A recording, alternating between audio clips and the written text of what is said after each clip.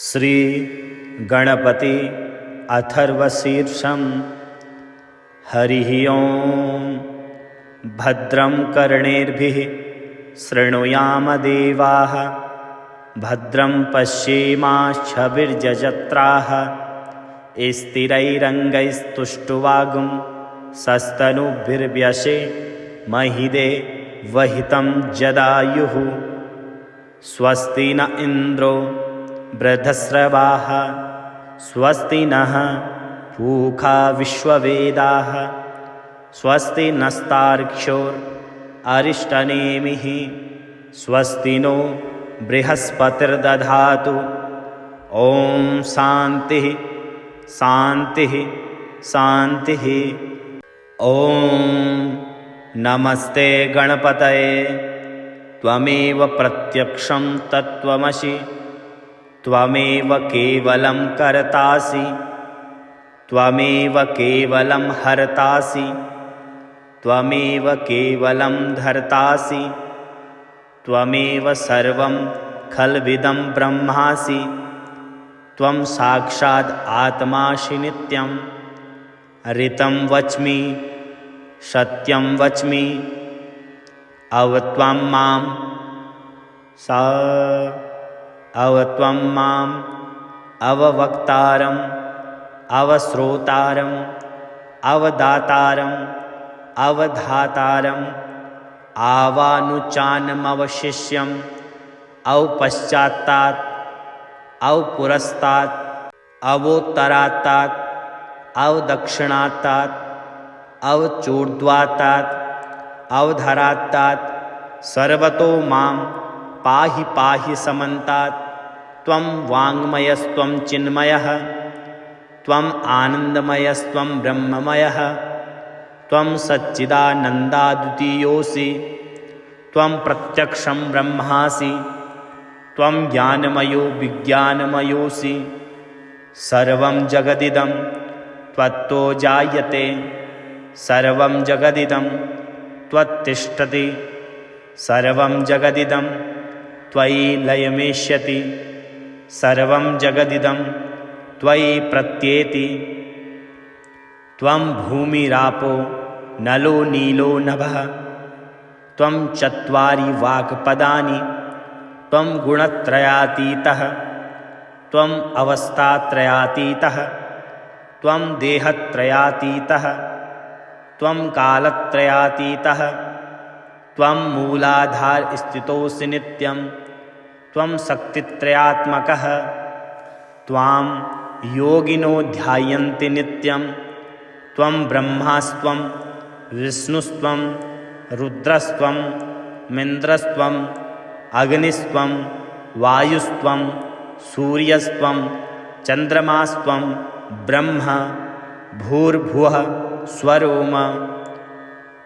गणादिं पूर्वमुच्चार्य वर्णादिं तदन्तरम् अनुस्वारः परतरः अर्धेन्दुलसितं तारेण ऋद्धम्। एतत्तव मनुस्वरूपं गकारः पूर्वरूपम्, अकारो मध्यरूपम्, अनुस्वारश्चान्तरूपं, बिन्दुरुत्तररूपं, नादः सन्ध्यानं, संहिता सन्धिः, शेषा गणेशविद्या, गणक ऋषिः, निर्दिच गायत्री छन्दः, श्रीमहागणपतिर्देवता। ॐ गं गणपतये नमः। एकदन्ताय विद्महे वक्रतुण्डाय धीमहि, तन्नो दन्तिः प्रचोदयात्।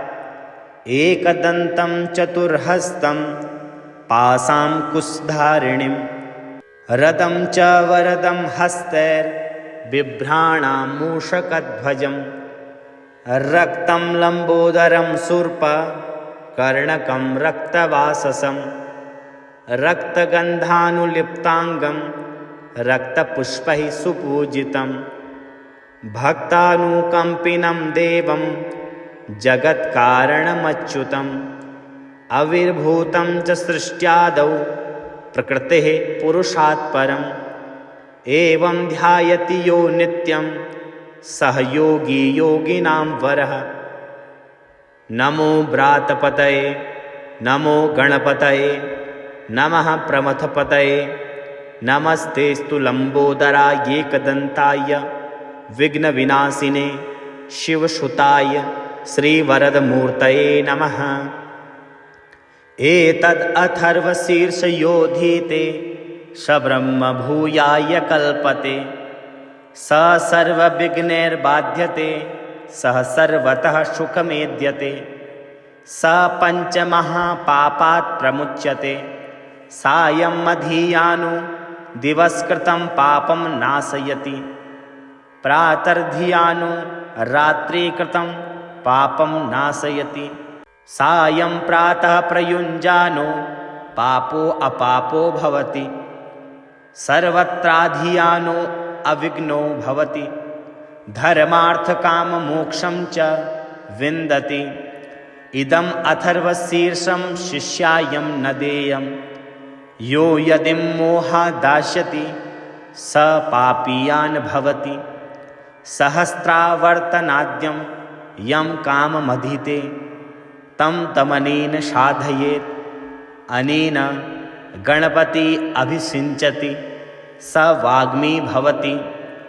चतुर्थ्या मनसञ्जपति स विद्यावान् भवति इत्य अथर्ववर्णवाक्यं ब्रह्माद्याचरणं विद्यानं विभेति कदाचनेति यो दूर्वाङ्कुरैर्यजति सः वैश्रवणोपमो भवति यो लाजैर्यजति स यशोवान् भवति स मेधावान् भवति यो मोदकसहस्रेण यजति स वाञ्छितफलमाप्नोति यः साज्यं समिद्भिर्यजति सः सर्वं लभते।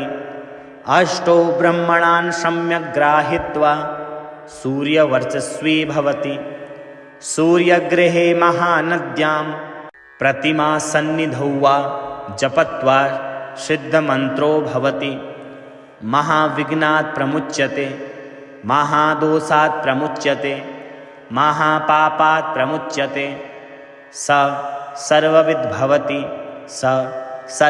भवति य एवं वेद इत्युपनिषत्। ॐ भद्रं कर्णेभिः शृणुयाम देवाः भद्रं पश्येम क्षभिर्यजत्राः स्थिरैरङ्गैस्तुष्टवागुंसस्तनो बिर्व्यसे महिदेवहितं जदायुः। ॐ स्वस्ति न इन्द्रो वृद्धश्रवाः स्वस्ति नः पूषा विश्ववेदाः स्वस्ति नस्तार्क्ष्योररिष्टनेमिः स्वस्ति नो बृहस्पतिर्दधातु।